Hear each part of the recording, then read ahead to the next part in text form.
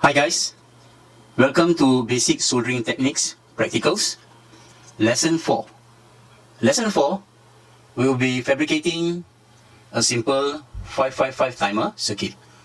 And on top of that, we are going to learn on how to test the circuit. Alright?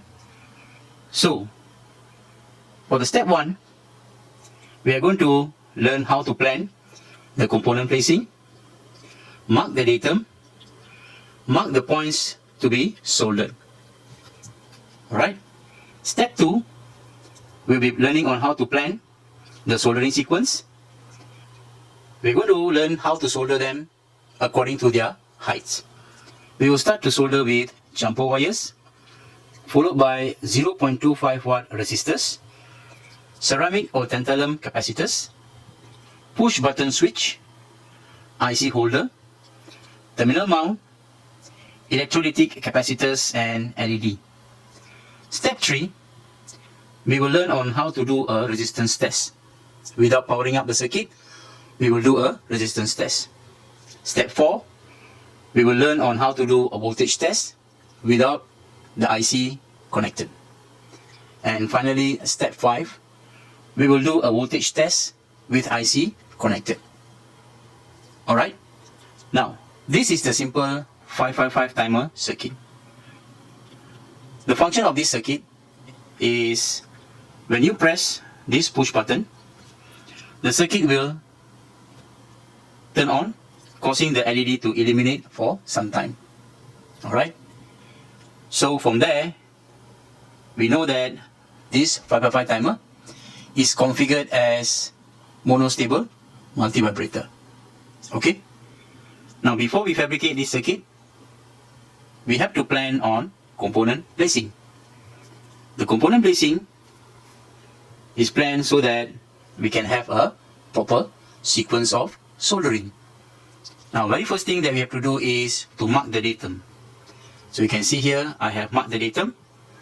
And after that, using this datum as a reference, I will plan my component placing. And when I plan my component placing, I use the marker. Whether you want to use the whiteboard marker or the permanent marker, it's up to you. Alright? But we do this marking so that we know which are the points that we're going to solder. And we can plan the soldering sequence more effectively. Alright? Now for ViroBoard, this is the component side. Alright?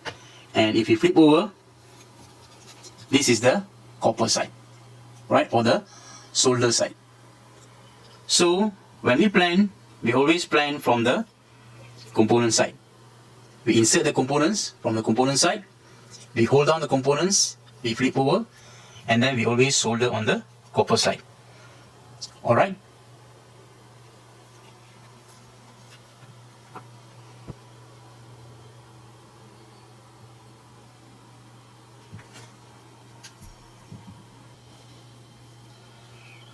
After we mark all those points that we want to solder, we must remember to isolate the tracks as well.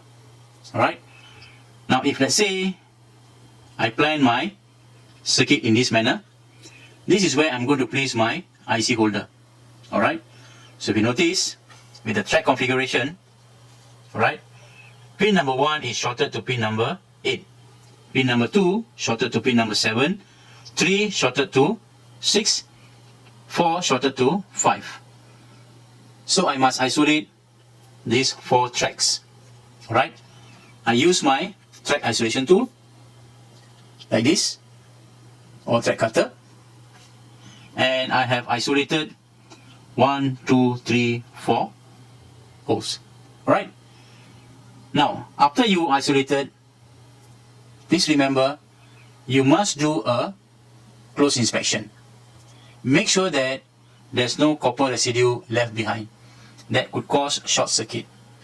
When you remove the track, right, with the track isolation tool, there are cases where some of the copper, the removed copper, trapped in between these tracks. This can cause short circuit.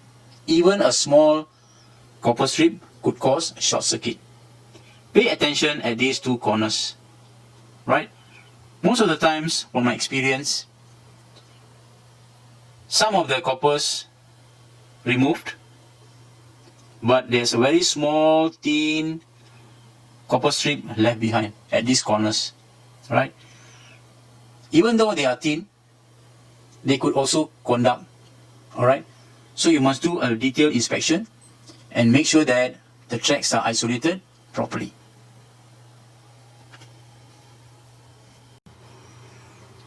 We are now ready to solder the components, alright? So I'm going to solder the jumper wire, okay? And if you remember, before you solder, you must prepare your soldering iron, alright? So my soldering iron already heated up.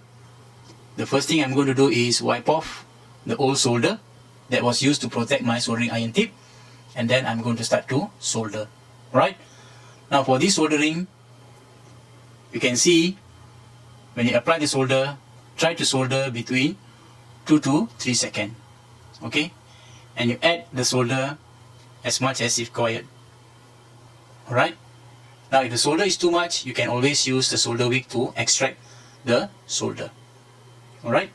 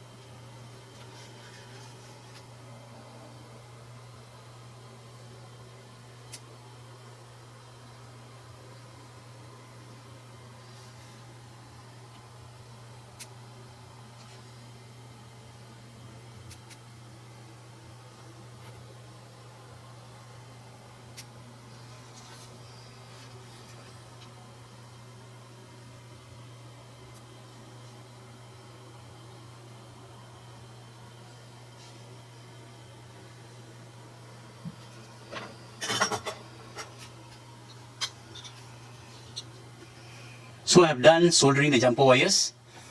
The next step will be, before I trim the extra leg, I'm going to check to make sure that my wires are placed properly when I soldered, alright? So you can see one of the wire here, the shortest wire, did not sit properly. So what I'm going to do is, I'm going to use my steel ruler and I'm going to adjust this wire, make sure that it is straight.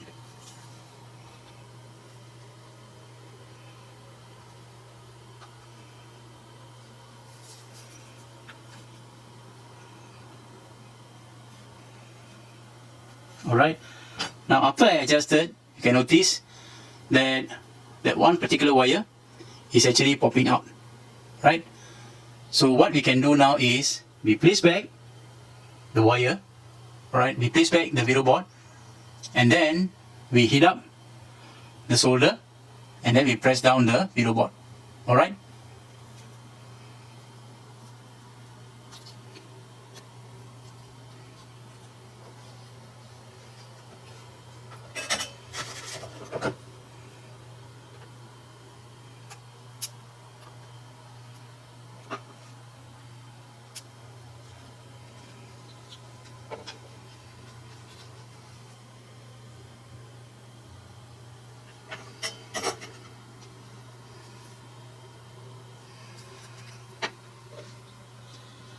Alright, so now my jumper wire is resting flat on the video board.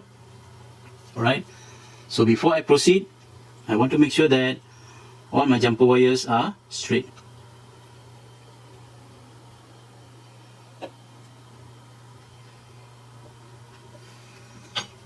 Okay, alright, so now we can proceed to trim off all the legs. You can use a video board as a height gauge and use a cutter. Now for this time, I'm going to use the fret cutter, right? For the previous lesson, I have used the top cutter to demonstrate. So this time, we will use the fret cutter to trim.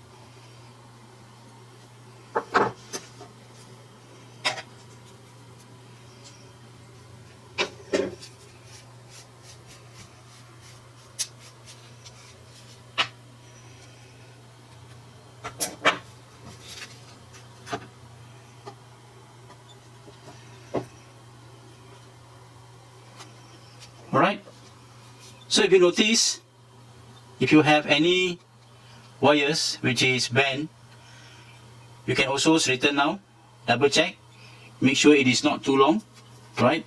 If it's too long, you can always trim them down to the even height.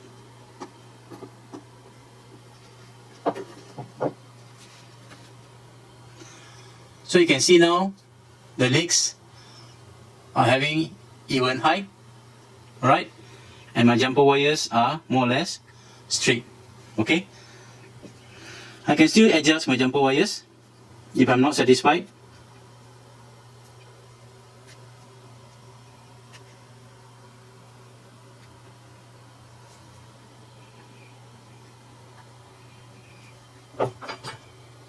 So the jumper wire soldering is done. The next part will be soldering the. We are now going to solder the resistor, 0.25 watt resistor. Now, you can choose any resistors to solder as long as they are 0.25 watt. Okay, I'm going to solder a 10 kilo ohm resistor first. Alright.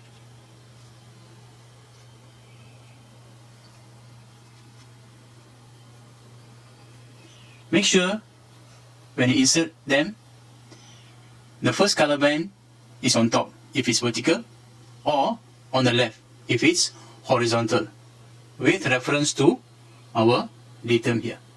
Alright.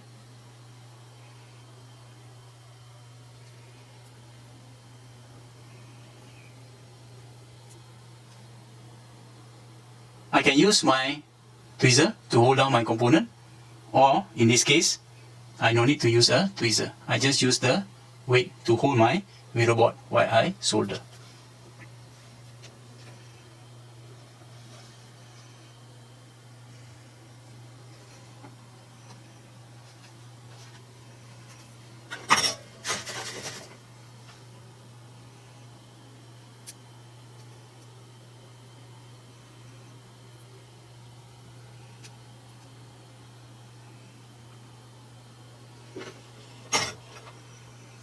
Alright, now once I'm done soldering, I'm going to make sure that my resistor is resting flat on the Vero board. Okay, if it's okay, then I'm going to trim off the legs. Now it's good to trim off your leg along the way that you go, right? Because if you choose to trim off the leg after you complete all the soldering, most of the time that this leg will hinder your access. Alright, so it's good to progressively trim the leg. Alright, now I check my resistor. The first color band is on top. Okay, I'm going to proceed to solder the rest of the resistor. Alright, once I'm done, then we can choose to solder the next highest component. I have done soldering the resistors.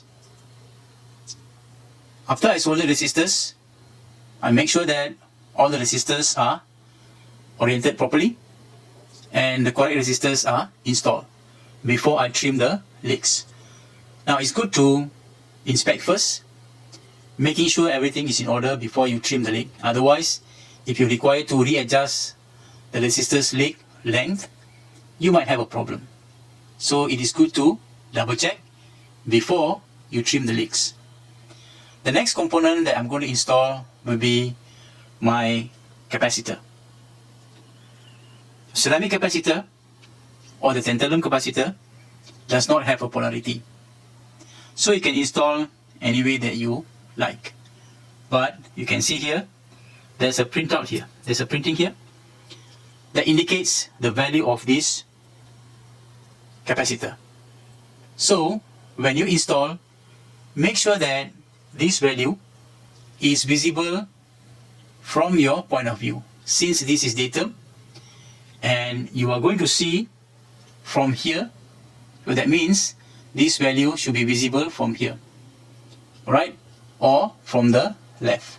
Okay, from here, the X, or from here, the Y direction. So since we're going to install vertically, so that means you're going to view from the Y direction. So that means your decal is here. Alright?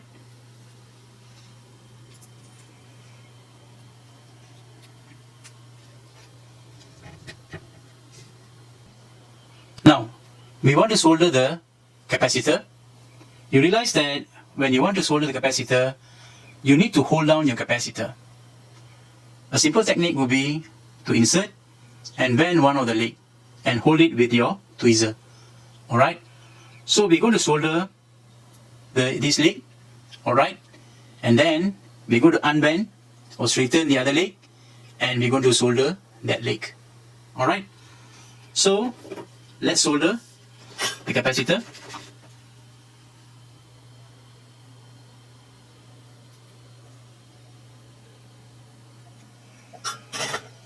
I have soldered the capacitor legs.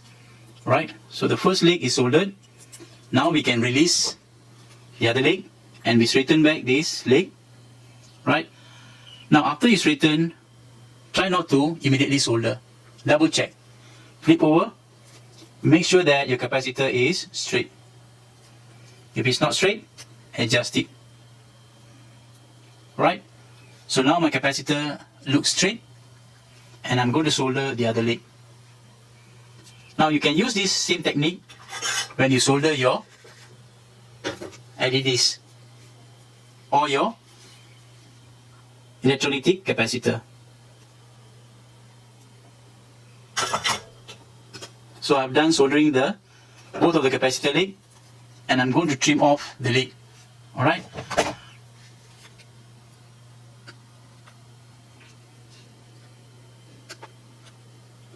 Now, when I trim off the leg, I didn't use the height gauge because I used the previous leg which I have trimmed as the height gauge as a reference. Alright?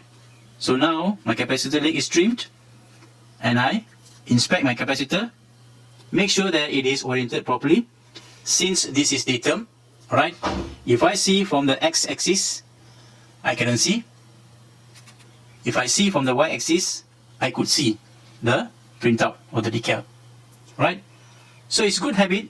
It will be a good habit if you follow these guidelines, so that your project not only functional, it looks presentable as well as professional. The next item I'm going to solder will be my push button switch. Now this is a PCB push button switch. Alright? 3x4 push button switch. Now you must know how to orientate this switch. If you flip over, you can see there's a channel here. You flip over, you see there's a channel here. Alright? This channel indicates this pin and this pin are initially isolated. Right? You can imagine that this one is like a drain, or what we call here a longkang. Yeah? So imagine this is a drain and this drain is isolated. Okay? So I have this pin and this pin isolated. These two pins, they are internally shorted. Common node. Yeah, this is common node. These two are also common node. This row and this row, they are isolated. When I press, then these two rows are connected or shorted. So if I have my current coming here, initially it will be available at this node as well, but it will not go to this node yet. The moment I press the button, then the current will transfer from here to here. Right? So we orientate this. So remember, when you solder or when you connect this push button switch, you need 3x4 holes. So you can see 3x4 holes. Alright? So you need 3 holes in Y direction vertically, and you need 4 holes in X direction horizontally. Alright? And after that, you can either bend the leg before you solder, or you can just solder. Alright? So the legs is actually have a provision for you to actually bend it.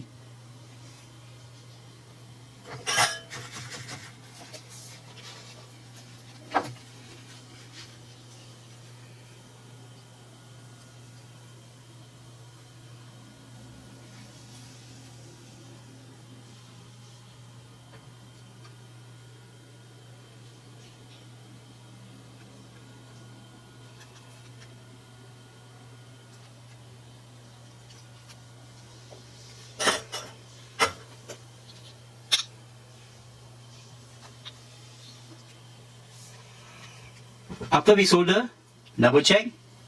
Make sure your push button switch is resting flat on your Euro board.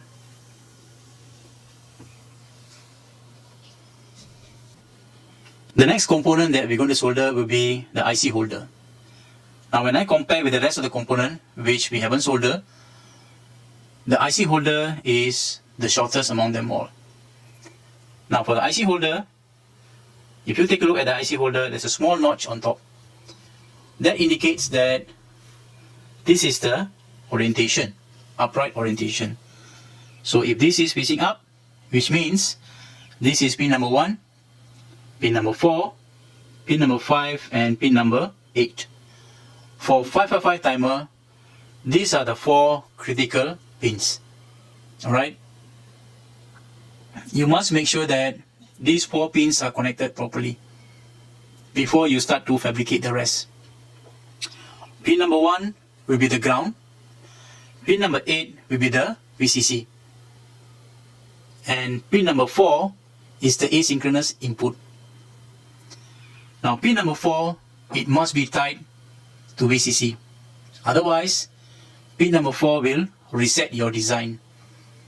Alright? Now pin number 5, you must take note of pin number 5.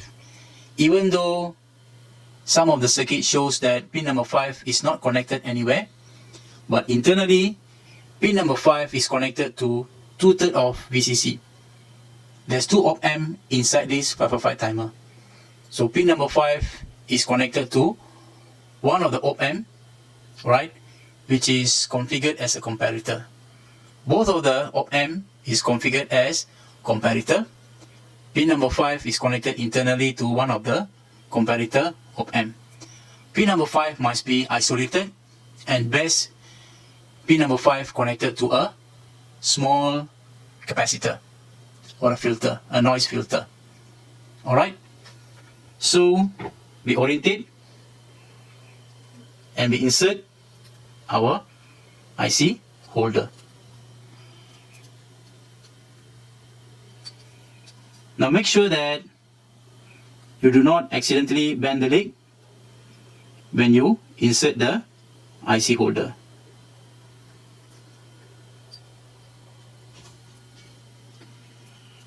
Alright, so the IC holder is inserted, flip over, right?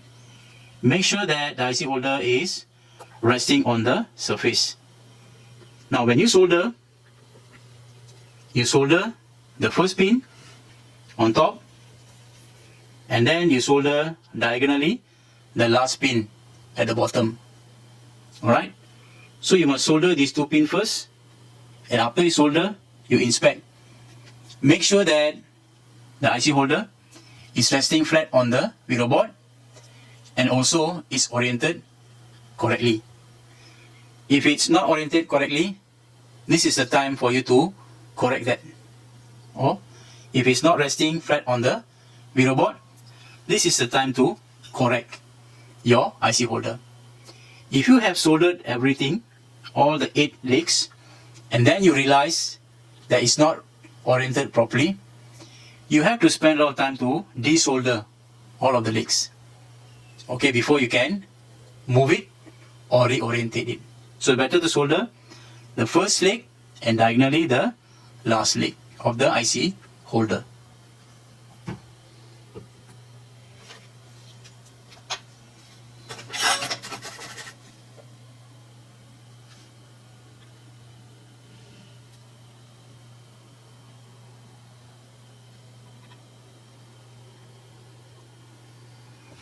So the first leg and the last leg of the IC holder is soldered. Alright, now I flip over. I want to double check, make sure that with reference to my datum, the IC holder is oriented correctly. So the orientation looks correct and the IC holder is resting flat on the video board. Now I can proceed to solder the rest of the leg.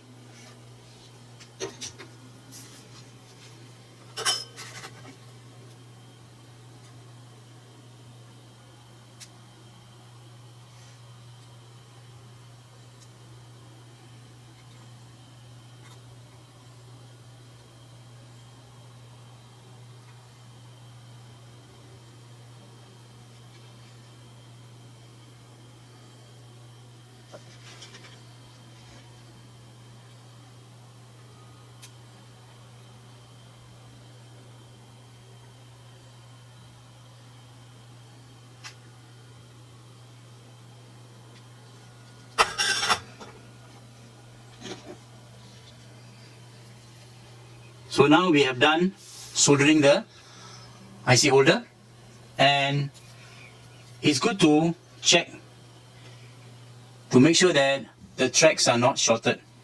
Alright, so you have to check, make sure that these two tracks are not shorted, these two not shorted, these two not shorted.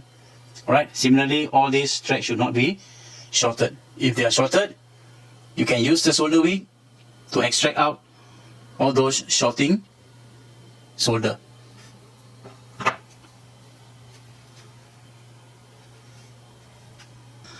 The next component I'm going to solder will be the surface mount terminals. Alright, now for this surface mount terminal, I only need two terminals. One for the VCC and the other one is for the ground. But I'm going to use three terminals instead. Right? I do not want to solder one here and one here, because if I do that, structurally they will not be strong enough. So instead, I'm going to solder three terminal mount. Right? And after I solder them, I'm going to trim off the center leg. Okay? So for this, we have to use the tweezer to hold the leg or to hold the terminal mount in place.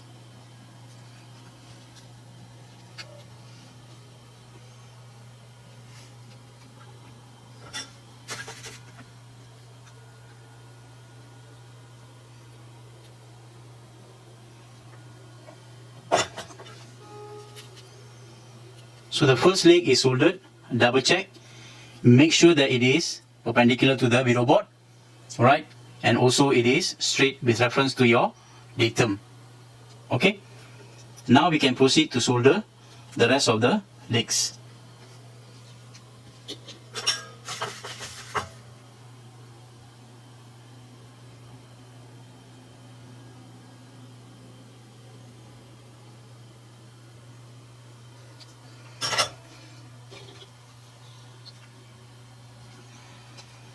So now I have soldered the terminal mount. Alright, I'm going to trim off the center leg.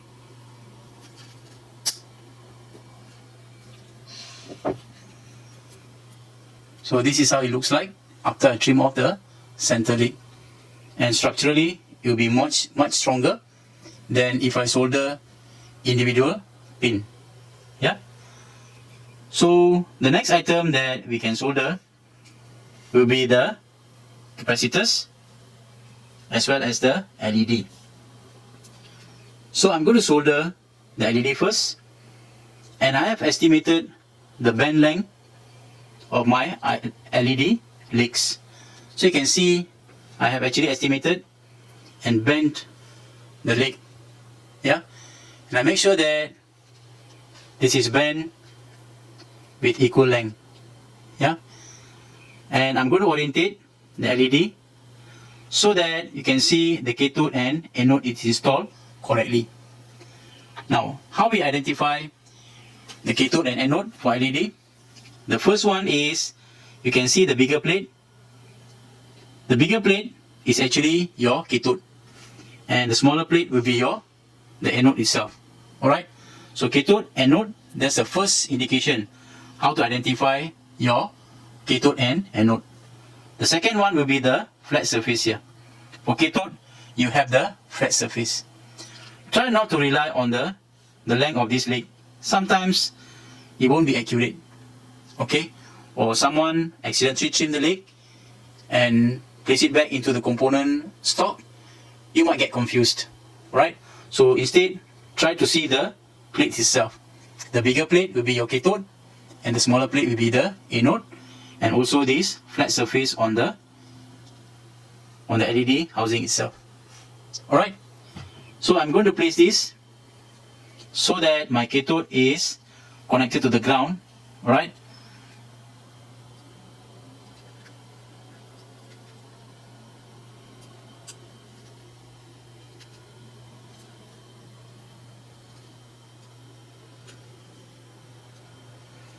and I try to make sure that there's a gap between my LED and the video board.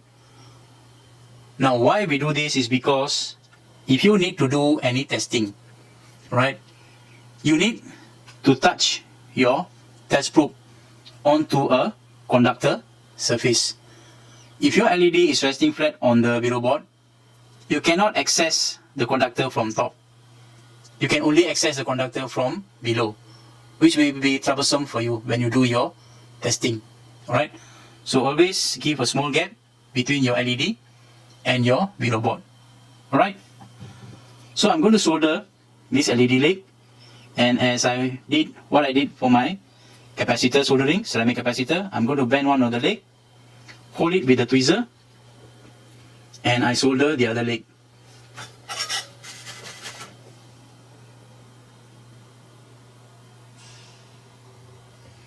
Alright, so I have soldered one of the leg. Now we can straighten back this leg, and before you solder, take some time to adjust your LED. Yeah, make sure your LED is straight. Alright, before you solder the other leg. Now if you try to adjust the LED after you solder, sometimes the force is too much. It might cause the copper pad to peel off. Right? If the copper pad peel off, you can see clearly. But if there's a small crack, it's very hard to notice, and this can cause your circuit to malfunction. Maybe the whole circuit functions properly except the LED side. So you spend a lot of time to troubleshoot.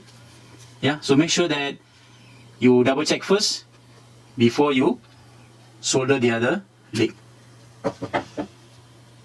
So we have done soldering the LED.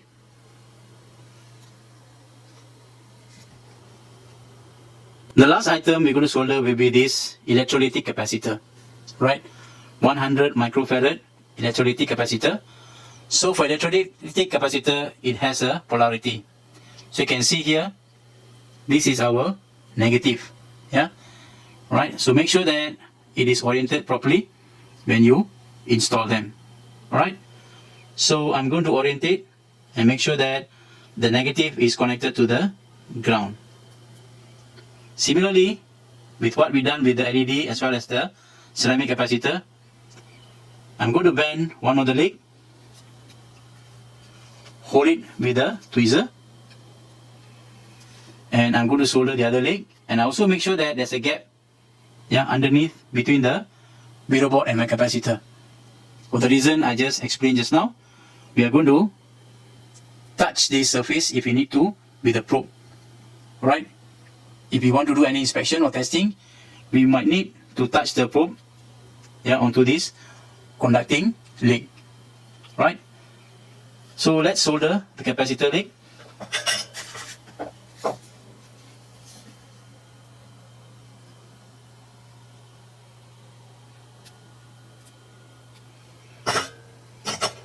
And once done, straighten back.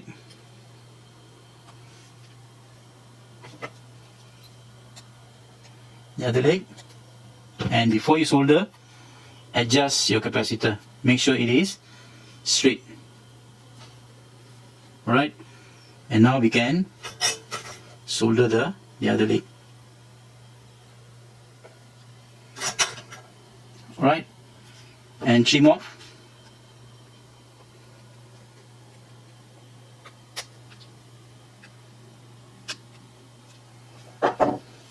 Double check, orientation correct, everything is in correct order. Alright, so we have done soldering all of the components. Alright, and the next phase will be, or the next process will be to measure, right, the resistance. Okay, we are going to do a resistance check before we power up the circuit. The resistance check is quite useful because you're going to check the circuit without applying any power. So there's little or no possibility of your component overheating and damaged. Alright?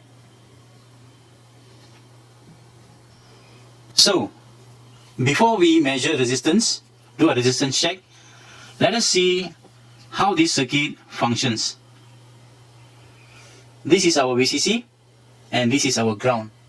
Alright? For 555 timer, remember, we have 4 important pins that we must satisfy. Alright, before we proceed with our design. The first one will be our VCC. So we can see from VCC here, it comes to this node, and through the jumper wire, it goes to pin number 8. So we have satisfied supplying the VCC to our 555 timer. The next will be ground. This is the ground, and from this node, it goes to pin number 1 to ground, right? So this is the second condition that we must satisfy. The third one will be pin number 4. We need to tie pin number 4 to VCC, otherwise it will reset our design. So VCC to this node, from this node goes to pin number 4. We have satisfied this pin number 4 requirement. The last one, which is pin number 5. Try not to neglect pin number 5. Alright? So connect pin number 5 to ground through a capacitor. Alright? Usually, or rather, you can actually isolate the pin number 5 and leave it open. Or, the better way is to connect to a small capacitor so that it will act as a noise filter. If you have any noise, it will not go to pin number 5 and go to the one of the op-amp comparator. Instead, it will go through the capacitor and discharge to the ground. Alright? So this is a better option to connect a small capacitor to pin number 5. Okay? So pin 1, pin 8, pin 4 and pin 5 is satisfied. Okay. Next, pin number 2. From VCC to 10 kilo ohm resistor, it goes to pin number 2. Alright? Now pin number 2, if it drops below 1/3 of VCC, then our 555 timer will be triggered. Alright? So pin number 2 is connected to 10 kilo ohm resistor. And then pin number 6 and 7. Alright? Pin number 6 monitors 2/3 of VCC. Alright? So once it reaches 2/3 of VCC, it will tell the D flip-flop inside the 555 timer to reset. And the capacitor will discharge through our pin number 7. You go to the 555 timer, and internally you have one NPN transistor. The base is connected to the Q bar output of your D flip-flop, and when it becomes low, your NPN transistor will turn on so that the current from your capacitor can discharge through pin number 4, goes to the transistor and discharge to the ground. The ground internally is pin number 1. So this is how it's connected. Alright? Now the output is pin number 3. It can supply up to 300 milliampere or sink in around 300 milliampere. So when your 555 timer is triggered, you have high voltage at pin number 3 right, that will supply to this resistor, 1 kilo ohm resistor. You go to my LED, and then from the LED you will go to the ground, right? So it's supposed to turn on the LED for some time. How long? Again, we have to see our charging, capacitor charging, right? So remember, the capacitor charging is monitored by pin number 6. Okay, so pin number 2 is the trigger. Pin number 6 is the monitor, 2/3 of VCC monitor. Pin number 2, 1/3 of VCC monitor. Once it sees it drops below 1/3 of VCC, it will trigger. Pin number 6 is a 2/3 of VCC monitor. Once it reaches 2/3 of VCC, it will tell the D flip-flop to reset. Alright. Pin number 7 is the capacitor discharge path. Alright. So we have covered pin number 1, pin number 4, pin number 5, pin number 8, pin number 2, pin number 3, pin number 6, as well as pin number 7. I hope you have a rough idea on how this 555 timer works. And if you want to know how this works, you can see we have from VCC, it goes to pin number 7. Pin number 7, we have another resistor, and then it connects to the capacitor. So if you want to measure, right, if you want to calculate how much time it takes for the capacitor to charge up without the IC connected, you can see that your RTH, your Thevenin equivalent resistor, will be your this R2 plus your R3, right? This will be your RTH combined. And then you have your capacitor. You can measure your tau value, which is your RTH multiplied by your this capacitor. And from there, you use your capacitor equation. VC equals to your VTH, bracket 1 minus exponent minus T divided by tau. Alright, so from there you can calculate.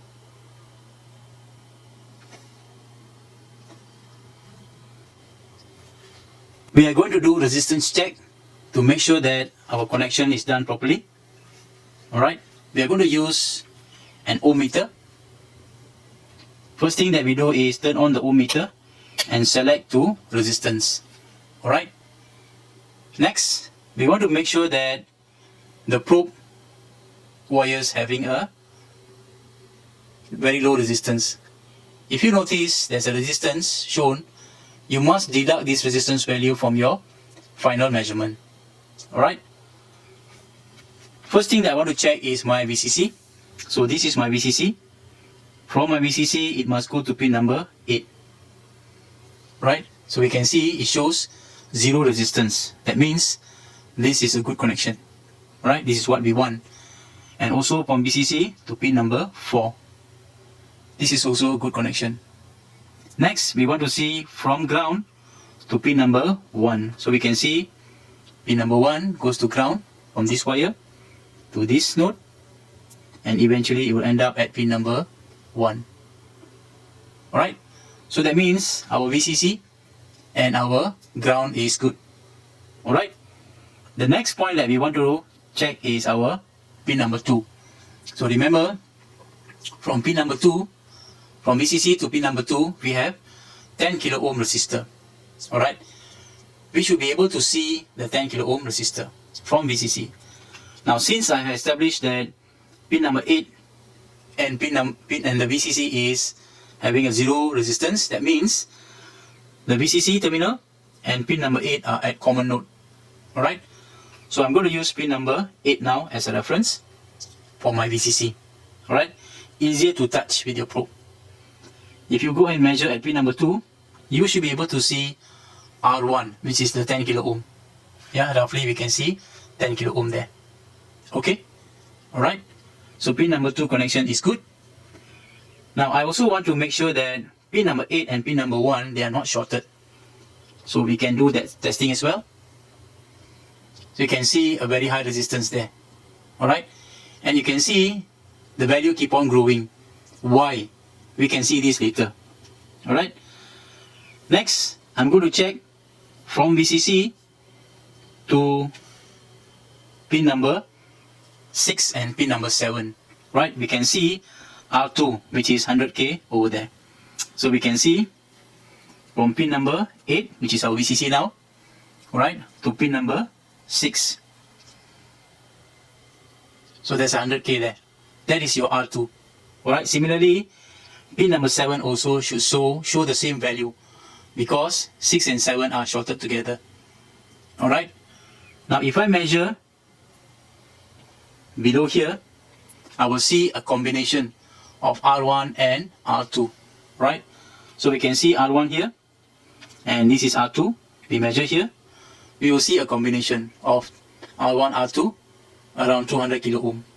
Right, now if I measure at the ground here, now I will see a growing value.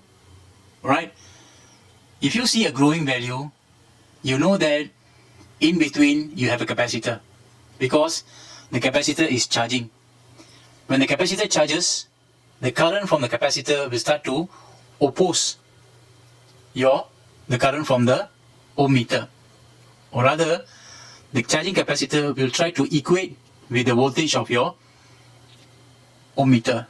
When the capacitor voltage and your ohm meter voltage are the same, you have no potential difference. No potential difference means the current cannot flow. So if the current cannot flow, you have your R equals to V over I. If your I is 0, your R will tend to go to infinity, open circuit. So that means the resistance that you saw just now will start to grow until it shows open circuit. Alright, so remember, when you measure, if you see a growing resistance, you roughly know that there's a capacitor connected in between. Alright, now pin number 5 must be isolated from the rest. Okay, so let's make sure that it is not connected to pin number 1. Actually, it's connected to pin number 1 through this capacitor. But because the tau is too small, it will charge up very quickly and it will immediately, almost instantaneously show you open circuit or overload. Alright? And also, it's not supposed to connect to our VCC. Right? So pin number 5 is isolated. Make sure it's isolated from the rest of the circuit. Alright, so far we have checked pin number 8, we have checked pin number 4, we have checked pin number 1, alright, and we have checked pin number 2, and we saw that there's a R1 between the VCC and pin number 2, right? Between VCC and pin number 7, we saw this R2, alright, and also between VCC and pin number 6, we also saw this R2, right? 100 kilo ohm. At this node here, we saw combination of R1 and R2, which is around 200 kilo ohm. And then when we measure at the ground, from VCC to ground, we saw a resistance growing. Yeah, it's due to the capacitor here. Okay, the next item that we checked was the pin number 5. We make sure that it is isolated from every other connection. Okay, now let's see our output, which is pin number 3. From pin number 3, it goes to this resistor, 1 kilo ohm resistor, and it comes out from the 1 kilo ohm resistor. So you should see 1 kilo ohm resistor over here. And this connected to the anode of the LED, alright? And then it will connect to the cathode of the LED. Now let's check to make sure that the cathode of LED is connected to the ground. The ground, we can use the pin number 1. So you can see 0 resistance, which indicates it is connected properly. Alright? Now the last item that I'm going to check will be my switch. Okay? So the switch is going to be used to trigger our 555 timer, which means I'm going to, when I press the switch, pin number 2 will short to the ground. Alright? So if the VCC drops below 1/3 of VCC, pin number 2 drops below 1/3 of VCC, the 555 timer will trigger. Alright? So without pressing the push button, the VCC will be available at the 10 kilo ohm resistor, alright, and to your pin number 2. Since there's no current flow, alright, initially there's no current flow, which means there's no voltage drop across your R1 initially. Alright? No voltage drop means the VCC will be available at pin number 2. Alright? So remember, when there's no current flow, there's no voltage drop. So that means the VCC here will appear at pin number 2.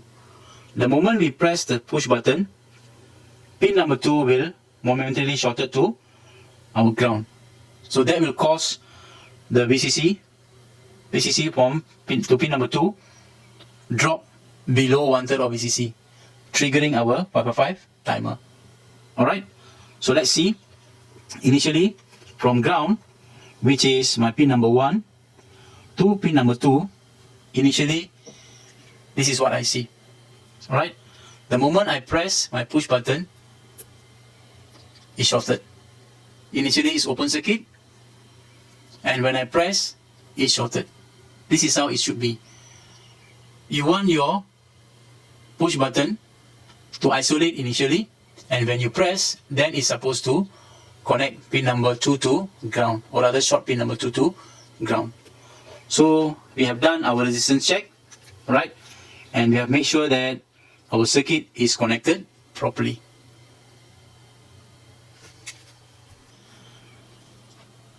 Let's see how to do the voltage test. Alright, I'm going to use pin number 1 as the ground, since we already done a resistance check to make sure that pin number 1 is connected properly with ground. Alright, so pin number 1 is the ground, and I'm going to measure pin number 8. I must see VCC at pin number 8. So a VCC in this case will be 8 volt. Alright, so I see 8 volt at pin number 8, and I also supposed to see this at pin number 4. Alright, since there's no current flow to R1, I'm supposed to see this at pin number 2 as well.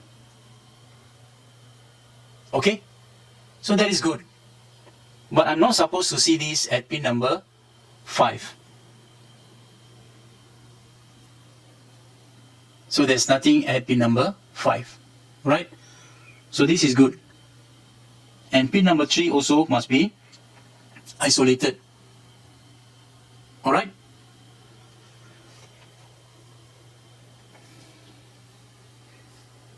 Now, since we have measured the VCC at pin number 8, pin number 4, and pin number 2, we know that our circuit most likely will function properly.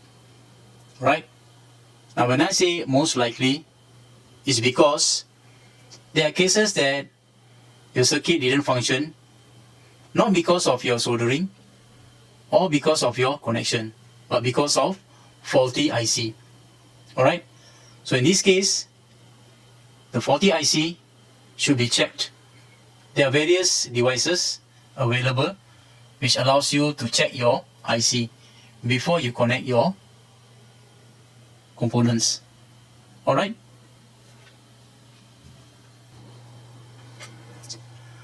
Alright guys, so far we have completed the resistance test. We also have completed the voltage test without the IC installed. We are now going to carry out voltage test with the IC. When we install the IC, we must make sure it is installed with the correct orientation, which will ensure that the IC or the 555 timer is connected properly to the circuit. During installation, we also must ensure that we do not accidentally bend or damage the component or the IC sleeve. Alright, I'm going to carry out a voltage test. I want to make sure that the incoming voltage, the VCC, is correct. For this particular project, my VCC will be 8 volt. And I'm going to use a multimeter set to voltage test DC. So you can see here my multimeter set to voltage DC. Alright. Now, we also must make sure that the minus probe is connected to the ground. You can see here the minus probe is connected to the ground. When we measure a voltage, we are actually measuring the relative voltage, not absolute. So when we say 8 volt VCC, we are saying that 8 volt from this ground. Alright, so the ground cannot be floating. It must be tied to this VCC ground. Right? So I'm going to measure the VCC at the incoming node. It shows 8 volt. quite close to 8 volt. That is fine. Alright, now I'm going to measure, since I already know that the VCC is good, I'm going to measure the VCC at pin number 8 as well as pin number 4. We know that pin number 8 is actually the VCC for the 555 timer, and pin number 4 is actually the reset pin. Alright, so pin number 8 shows the VCC, and pin number 4 also must show the VCC. Right, we have satisfied the basic requirement, which is the VCC for pin number 8 as well as the VCC for pin number 4. Now if you don't tie pin number 4 to VCC, whatever design that you do will be reset by the pin number 4. So it's very crucial to reset, or rather to disable pin number 4 by tying pin number 4 to VCC. If you recall previously, we have tested pin number 2 and we saw the VCC at pin number 2. But once we connected the IC, we cannot carry out the testing because previously there's no current flow through this R1, hence there's no voltage drop across R1. So the VCC is visible at pin number 2. But with the IC connected, we can't do that. And we try to measure, we are going to trigger the 555 timer. And after we trigger, we have to wait for a while, right, until it resets, right? So instead, we are going to measure at pin number 5. Pin number 5 is internally connected to one of the op-amp comparator, and it monitors the 2/3 of VCC. Alright, so we're going to see the VCC at pin number 2/3 of VCC at pin number 5. So that is 2/3 of VCC shown at pin number 5.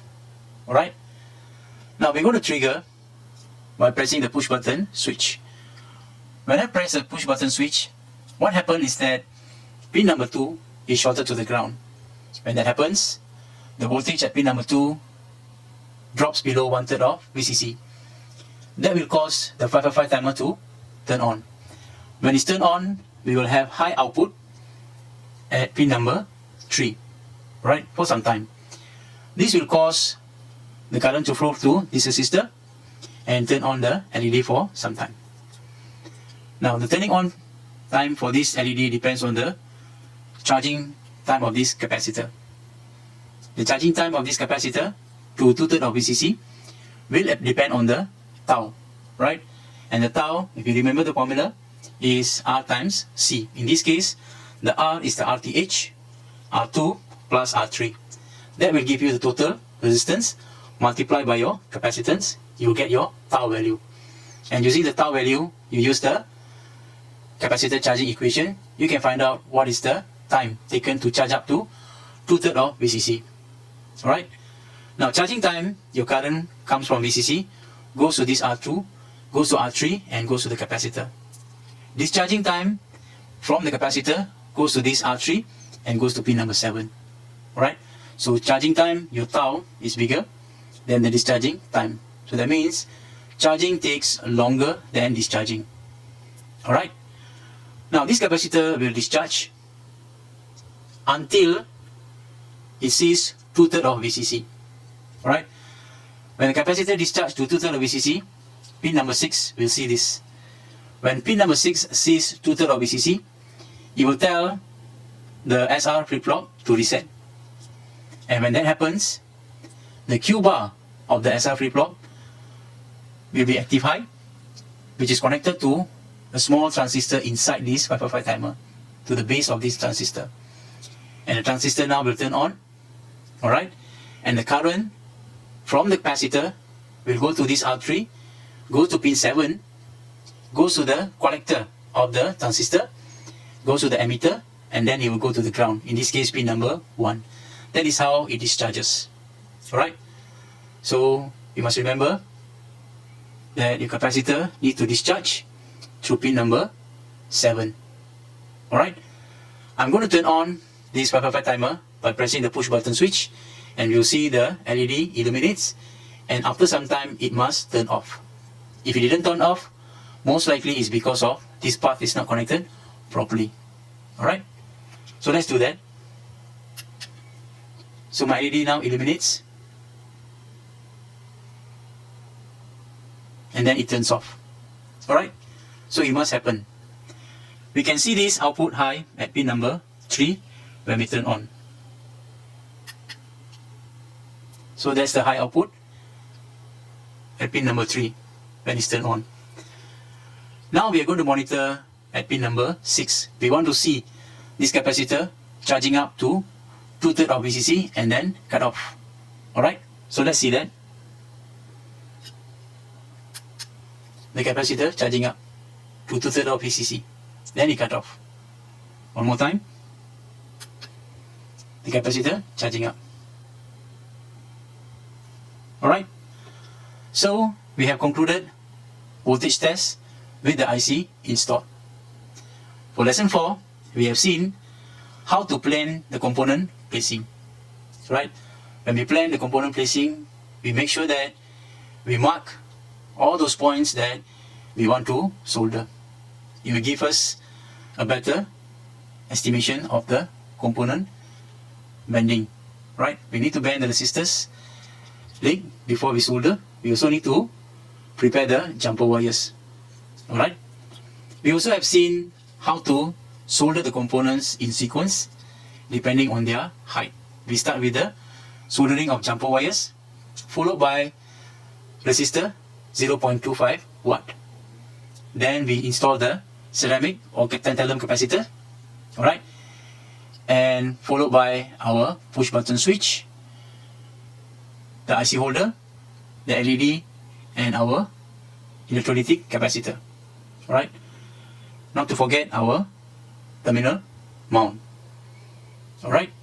Now, when we install the resistor vertically, we know that we must install top down.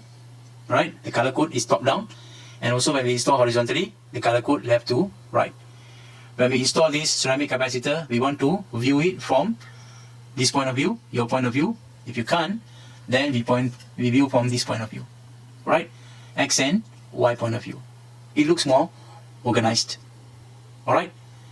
And after that, we have seen how to carry out the acceptance test procedure, ATP, by measuring the voltages, the voltage without the IC installed, as well as the IC without the IC installed.